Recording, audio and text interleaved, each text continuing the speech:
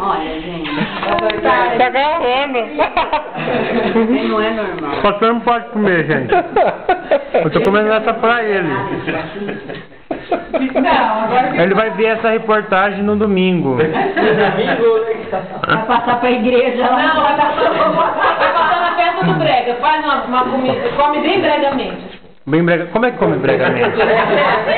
Não come nada.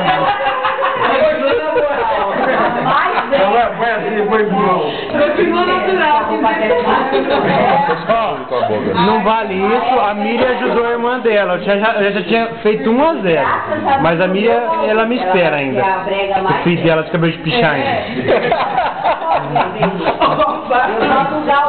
O pai era um cachinho.